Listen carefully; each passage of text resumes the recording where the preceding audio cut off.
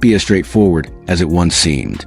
Because if what's being reported is true, then someone didn't just leave evidence behind. They may have tried to hide it beneath the house itself.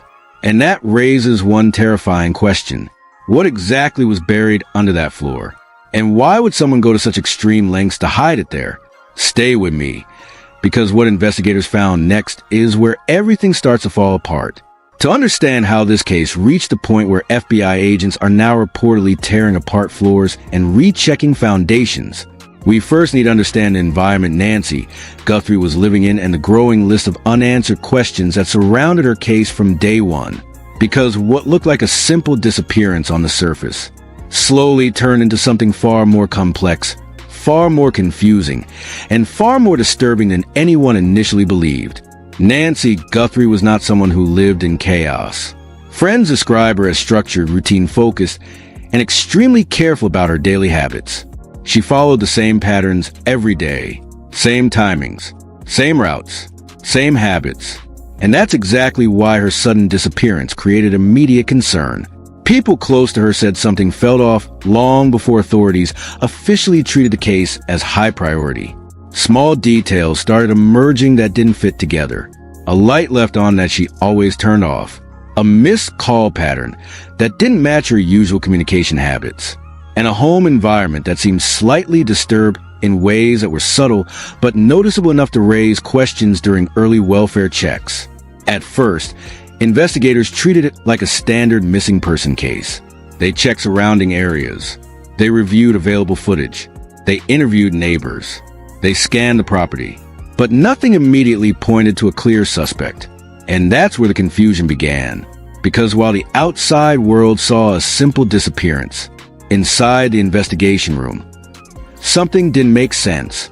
There were early signs of multiple inconsistencies inside the home itself. Objects that appeared slightly moved, areas that suggested possible disturbance, and most importantly, trace forensic signals that did not belong to a single identifiable source. At that stage, investigators reportedly began considering multiple theories. Was this a random incident? Was someone familiar with the home involved? Or was there something staged in a way designed to mislead the investigation entirely? The case quickly escalated when forensic teams discovered mixed DNA samples inside the residence. This immediately complicated everything, because mixed DNA doesn't just suggest one possibility. It opens the door to several, multiple individuals, secondary transfer, environmental contamination, or worst of all, deliberate manipulation of the scene. And as soon as that realization hit investigators, the entire direction of the case shifted. Authorities began widening their scope, bringing in specialized forensic units to reanalyze every inch of the property. But even then, progress was slow. Nothing was giving them a clear answer. No confirmed suspect. No clean DNA match. No definitive timeline that fully explained what happened inside the home. And that uncertainty created pressure that eventually led to FBI involvement. Once federal teams stepped in, the tone of the investigation changed completely. What was once a missing person case now became a full-scale forensic reconstruction effort. Every object in the home was reconsidered. Every surface was reevaluated. And every assumption made in the early stages was questioned. But even after all of that, one major question still remained unanswered. If nothing obvious was found in plain sight, then where was the truth hiding? And that question is exactly what led investigators to take a decision that no one expected. A decision that would take them away from walls, away from furniture, away from visible evidence, and straight towards something far more unsettling, the floor beneath the house. Because sometimes in investigations like this, the most important secrets are not where you look first, but where no one thinks to look at all. And what they reportedly discovered underneath that floor is where everything starts to take a dark and unexpected turn. Once the FBI officially escalated the investigation into a full forensic reconstruction, everything about the Nancy Guthrie case changed pace. This was no longer a standard missing persons review. This was now a ground-level forensic excavation effort. And according to internal leaks, what investigators chose to do next shocked even experienced personnel on the scene. They didn't start with the obvious areas. They didn't start with furniture, clothing, or visible trace evidence. Instead, they went straight to the one place that had barely been questioned since day one: the floor. At first, it sounded unusual even to some team members. Why would you target flooring when the entire home had already been processed earlier in the investigation? But the lead forensic supervisor reportedly insisted on a second-level scan, this time using advanced subsurface detection tools that were not available during the initial sweep. What they were looking for wasn't visible evidence. It was disturbance beneath the structure itself. And within hours of starting the scan, something unusual appeared. A subtle irregularity beneath a section of flooring in a low-traffic area of the home. At first, it was dismissed as construction noise or natural foundation shifting. But when the FBI ran a second pass, the anomaly became clearer. There was a defined inconsistency beneath the flooring material, something that did not match the surrounding structure. That's when the atmosphere on-site reportedly shifted. Agents stopped treating it as routine. The area was immediately isolated, and forensic excavation protocols were activated. According to leaked field notes, the team began carefully removing the flooring layer by layer. The room was silent. No one spoke. Every movement was deliberate. Every second felt heavier than the last. And then, it happened. Beneath the flooring surface, investigators reportedly uncovered a concealed layer of disturbed subfloor material, something that did not align with the original construction layout of the home. But what made it even more disturbing was not just the structural anomaly, it was what was embedded within it. Small fragments of material that did not belong to the house itself. Contaminants, trace particles, and what appeared to be residue consistent with prolonged concealment activity. At this point, everything escalated instantly. Evidence collection protocols were triggered, photographs were taken, samples were sealed, and FBI analysts on-site reportedly requested immediate lab confirmation. But the real shock came moments later, because as they expanded the search radius beneath the flooring, they discovered something even more alarming. A secondary disturbed section, located just a few feet away, almost as if someone had intentionally worked in multiple points beneath the home, not randomly, but deliberately. And that's when one of the investigators reportedly made a statement that changed the tone completely. This wasn't random. Someone knew exactly what they were doing here. Now the question shifted entirely. This was no longer about what happened to Nancy Guthrie. This was about what someone may have done inside that house after or during her disappearance. And suddenly, earlier assumptions about the case started falling apart. Because if something was intentionally placed or disturbed beneath the floor, then it meant the scene may have been manipulated in a way investigators never initially detected. But the most unsettling part came next.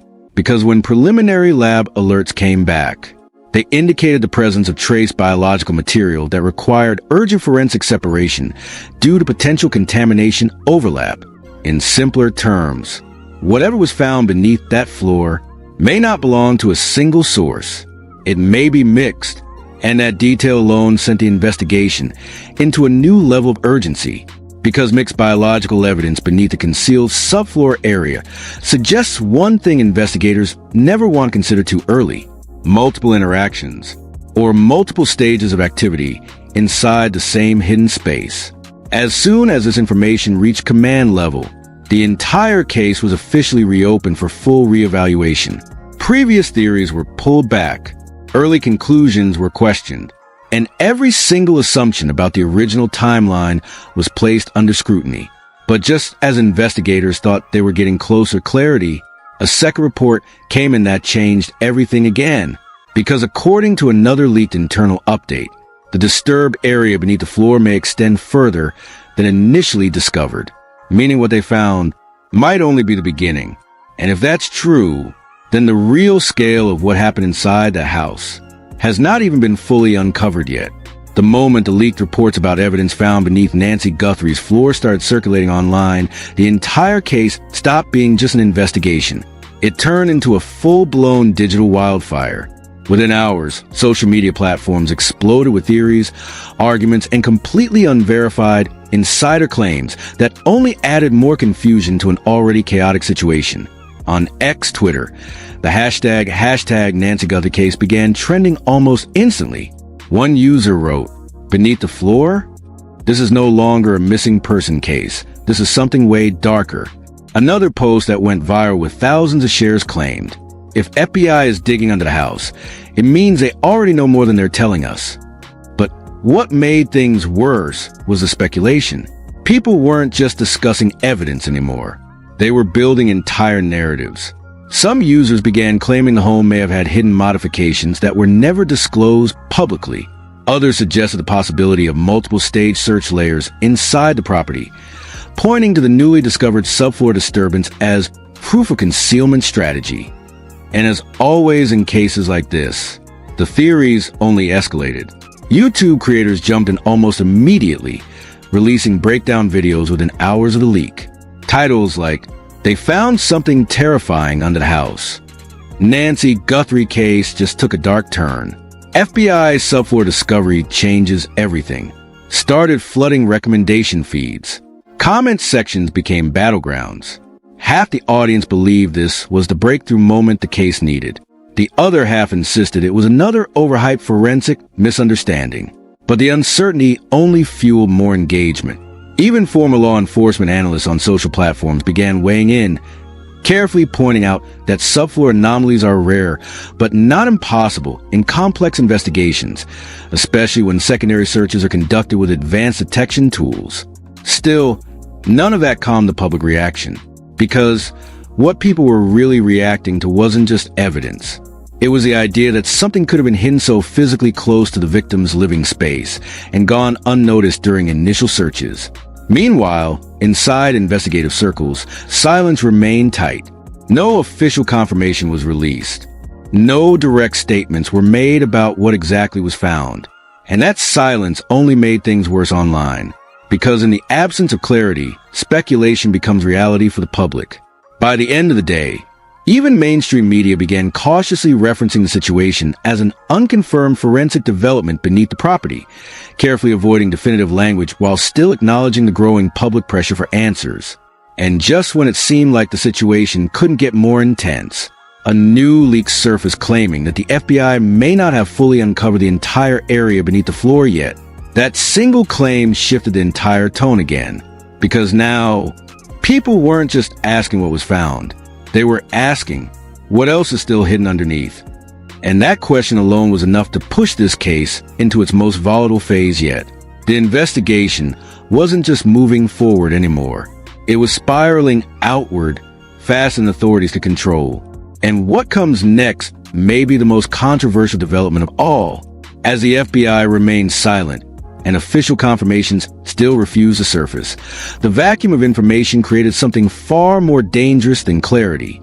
It created division, and that division quickly spread across every corner of the internet. Public reaction to the alleged subfloor discovery in the Nancy Guthrie case became split into two aggressive camps. On one side, there were those who believed this was the biggest breakthrough in the entire investigation. They argued that the FBI doesn't just start digging under floors without reason. In their view, something significant had already been verified behind the scenes, even if not publicly revealed. One viral comment summed up that belief perfectly. They don't go on the floor unless they already know the truth is there. But on the opposite side, skepticism grew just as fast. Critics insisted that the entire situation was being exaggerated by online speculation and content creators turning fragments of information into something far more dramatic than reality. One widely shared post said, "Every missing person case online turns into a Netflix script in 24 hours. This is probably just routine structural testing." But that argument didn't slow the momentum. Instead, it intensified it. Because the moment mainstream commentary channels began covering it, the narrative shifted again from possible lead to major developing mystery. Even casual viewers who had never followed the case before suddenly found themselves pulled into the discussion. Short-form videos on TikTok started breaking down every rumored detail, from floor patterns to supposed FBI procedures, often mixing fact with complete speculation. Some creators even reenacted possible excavation scenes, adding dramatic sound effects and emotional narration, further blurring the line between investigation and entertainment. Meanwhile, True crime forums lit up with long threads analyzing every possibility. One thread titled, "What could be hidden beneath the subfloor?" reached tens of thousands of replies in less than a day. Users debated everything from forensic soil contamination to hidden compartments, to whether early investigators may have missed structural irregularities during initial searches. But what stood out most wasn't the theories. It was the emotion behind them. Frustration, fear, and obsession. People weren't just discussing evidence anymore. They were emotionally invested in finding answers that still didn't exist publicly. Even former crime analysts online began acknowledging one thing. If the subfloor anomaly is confirmed, it represents a major procedural escalation in the case, meaning earlier investigative phases may not have fully captured the complete picture of the crime scene. That alone kept the conversation alive. But inside law enforcement circles, there was still no official statement, no confirmation, no denial, just silence. And that silence only added fuel to the fire. Because in high-profile cases like this, silence is never neutral. It is interpreted as something being held back, something important, something sensitive. And as speculation continued to grow, one question began dominating every platform. If the FBI really did find something beneath that floor, why hasn't the full truth been released yet? And that question is exactly what sets up the next and most shocking development yet. Just when the public thought the story couldn't get more disturbing, a new layer of information began leaking out. And this time, it didn't come from social media speculation. It came from what multiple unverified sources are describing as internal procedural notes linked to the FBI's second sweep.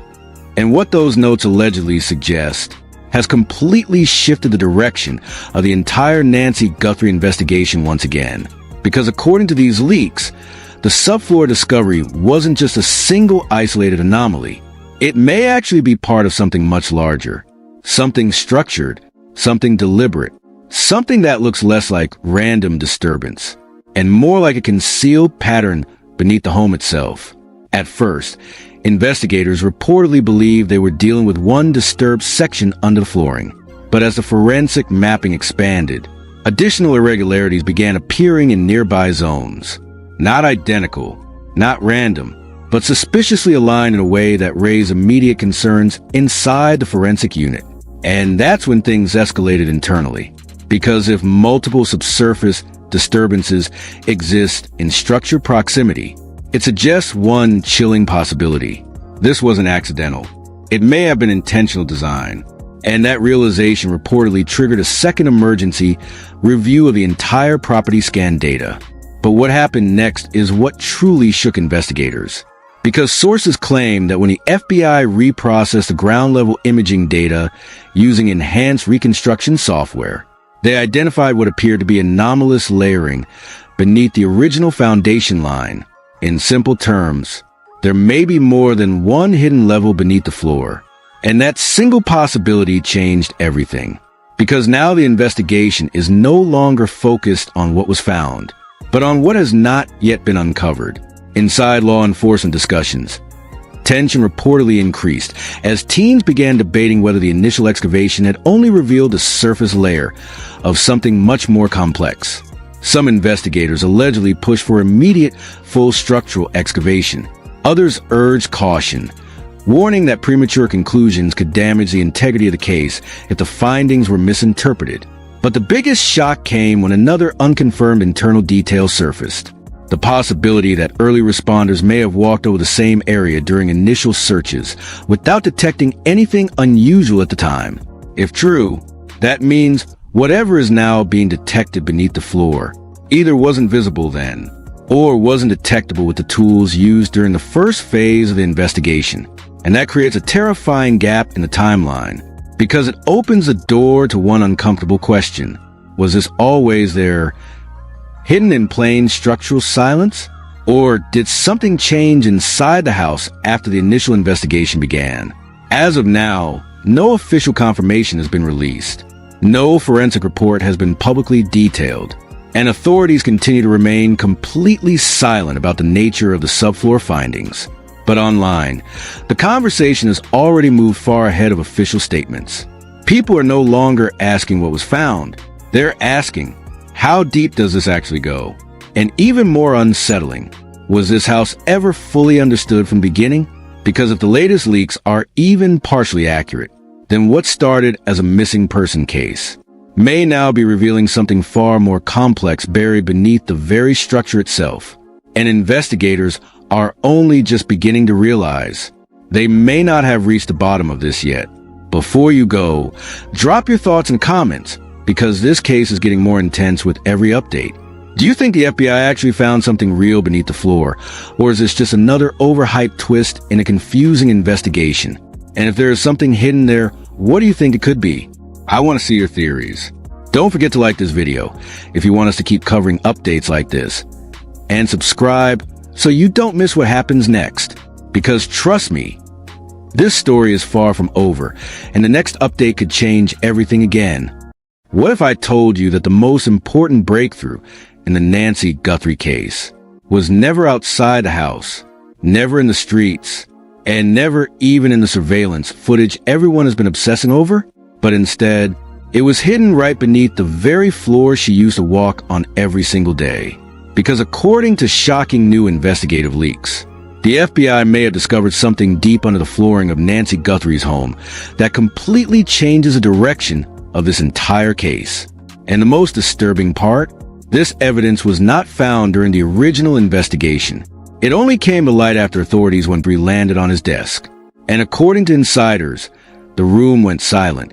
No jokes, no movement, just silence. Because what they were looking at wasn't supposed to come in this early. One source even said, "This changes everything. I don't think we're dealing with a simple missing person case anymore." And that's exactly where things start to get disturbing. Because new forensic updates suggest that DNA recovered from inside Nancy Guthrie's home is not only mixed, but showing patterns investigators did not expect. And here's the part nobody is ready for. One analyst reportedly asked, "Then who else was inside that house that night?" And no one answered. Not immediately. Not at all. Now, the case isn't just about what happened to Nancy. It's about how many people were actually involved without anyone realizing it. And just when you think it can't get worse, a second internal update quietly changed Nancy Guthrie's case classification overnight. But what they changed it to is what's making people inside the investigation extremely uncomfortable. And we are about to break all of that down. Before we even talk about what just came out, you need to understand how this case started. Because from day one, nothing about Nancy Guthrie's disappearance felt normal to the people actually working it. At first, it was presented as a standard missing person report. No forced entry confirmed. No obvious suspect. No clear motive. Just a quiet house and a woman who was suddenly gone. But investigators on the ground reportedly said something very different behind closed doors. One officer allegedly told a colleague, "This doesn't feel like someone who just walked away. It feels like something was interrupted." And that one sentence changed the direction of the early investigation. Within the first 48 hours, multiple teams were already inside the home, collecting evidence, photographing every surface, and sealing off areas that the public would never see in detail. But here's where things start to get complicated. Because internally, not everyone agreed on what they were looking at. Some believed it was a forced abduction scenario. Others weren't convinced at all. One forensic technician allegedly wrote in an internal note, "There are too many overlapping traces here. This is not a clean scene." And that's when the first tension started building. Because overlapping traces in forensic language doesn't just mean confusion. It means multiple possible interactions that don't align with a single clear timeline. Meanwhile, outside the investigation room, the public only saw fragments, a missing person alert, a few vague updates, and then silence. But behind the scenes, something very different was happening. Evidence from inside the home was being divided into multiple categories, not just for processing, but for separate analysis streams. One lab reportedly handled environmental samples. Another focused on trace biological material. And a third group was brought in specifically for complex DNA separation testing. That alone raised internal questions. One investigator allegedly asked, Why are we splitting this into 3 tracks if we're supposed to be dealing with a single entry scene? Was the objective. No official answer was ever recorded, but the work continued. And that's when the first real complication appeared. Mixed DNA samples. Not just one contributor. Not just 2, but multiple overlapping profiles that refuse to separate cleanly under standard testing. At that stage, one senior analyst reportedly said something that later leaked online. If this is contamination, it's the most organized contamination I've ever seen. That statement alone sparked internal debate, because contamination is usually random, chaotic, unstructured, but what they were seeing looked layered, as if different moments had been captured in the same space. And then came the escalation. A decision was made to send key samples to advanced federal-level forensic labs for deeper analysis. That decision wasn't announced publicly. It was internal only, but somehow it leaked. And once that information reached outside discussions, everything shifted. Online speculation exploded. People began connecting dots that investigators had not confirmed. But inside the system, something even more concerning was happening. A second review of the residence revealed what one internal memo allegedly called high probability contact zones requiring reanalysis under controlled isolation conditions. That phrase is critical because contact zones don't refer to general presence. They refer to areas where physical interaction is most likely to leave biological evidence behind. And now those zones were being re-examined. Again, meanwhile, pressure was building internally because time was passing. Public attention was increasing, and the case was becoming harder to control. One leaked conversation between 2 analysts reportedly captured the frustration. Every time we clean the dataset, another inconsistency shows up. So what does that mean? It means we don't have one story here. And that's where the real conflict begins. Because if there isn't one story, then the entire narrative of what happened to Nancy Guthrie starts to fracture. And once that happens, every assumption becomes questionable. Even the most basic ones. Where she was last seen, who had access, and what evidence actually belongs to who.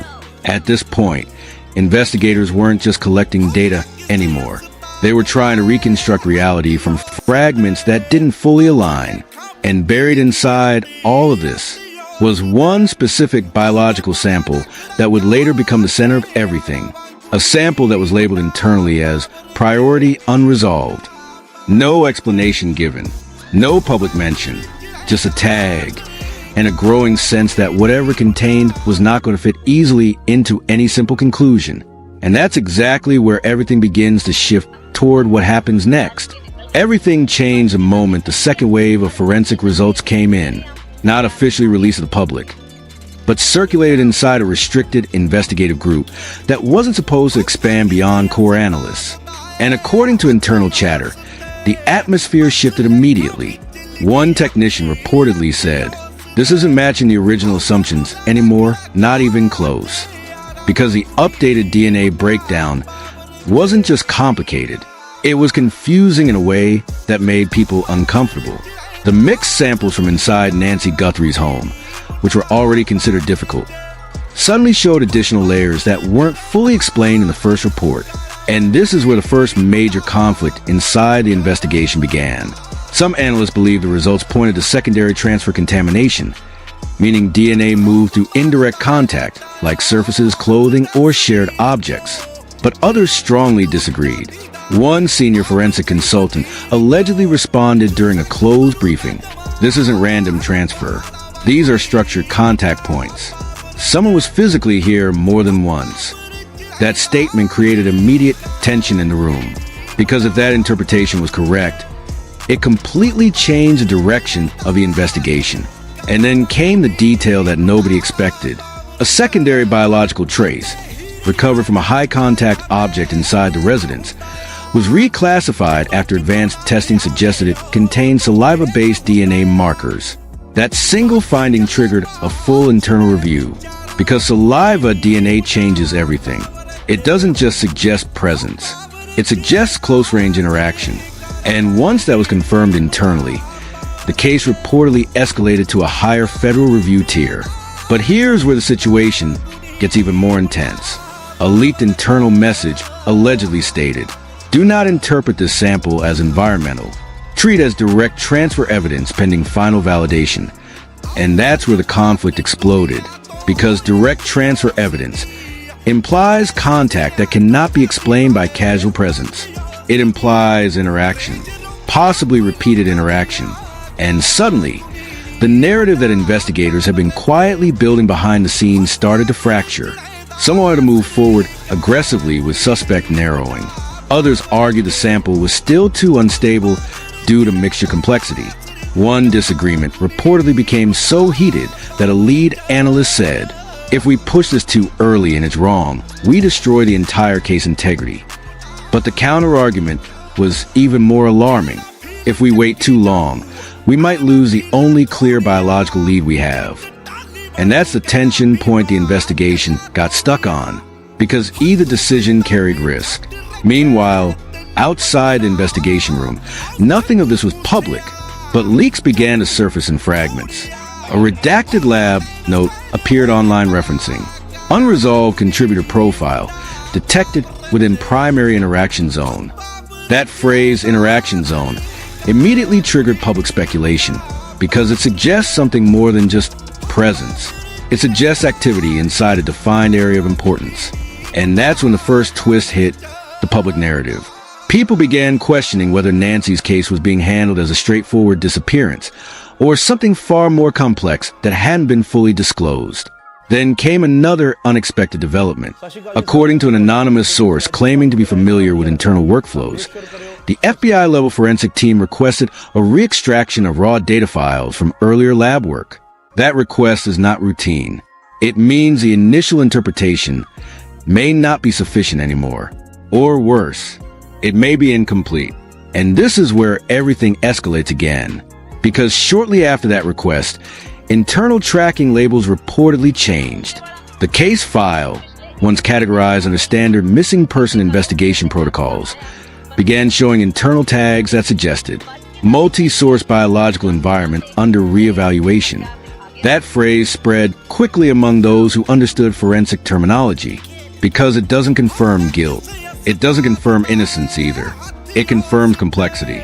And complexity is what makes cases unpredictable. Now, investigators weren't just asking what happened. They were asking how many interactions actually occurred inside that space before Nancy Guthrie was last accounted for. And every answer they thought they had started opening new questions instead. Then came the moment that turned the entire investigation upside down. A secondary internal briefing allegedly referenced the possibility that one of the DNA contributors may not be identifiable through standard database comparison alone, which means traditional matching might fail. And that's where advanced genealogy techniques were reportedly suggested again. But even that wasn't the most disturbing part, because one line from the briefing allegedly stated, "We are no longer dealing with a single-path timeline." And that sentence alone changed everything, because a single-path timeline means one sequence of events.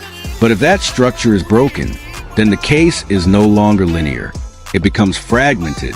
And fragmented cases don't just get solved by evidence. They get solved by reconstruction. And reconstruction is exactly what investigators are now being forced into. But the deeper they go, the more unstable the picture becomes. And right at this moment, the investigation hits its most critical turning point yet. Because what they discover next doesn't just complicate the case. It challenges the entire foundation of what they thought they were investigating. By the time the third wave of analysis came back, the investigation was no longer stable. Internally, things had shifted from routine forensic review into full-scale uncertainty. And that's when the second twist hit. A new internal summary report, marked restricted circulation only, reportedly suggested that the DNA environment inside Nancy Guthrie's residence was not just mixed, but chronologically layered. At first, that phrase didn't make sense to everyone, but one analyst allegedly clarified it during a closed briefing. It means we may be looking at multiple time points, not just one event. And that single interpretation changed everything, because instead of one interaction, investigators were now considering the possibility of repeated or staged presence inside the same environment. That's when escalation began. Federal-level forensic teams were pulled into parallel review streams, and samples were reprocessed using advanced separation algorithms designed to isolate individual genetic contributions from highly complex mixtures. But what came back next only deepened confusion. One lab reportedly flagged a partial genetic profile that did not fully match any known database entry, but showed strong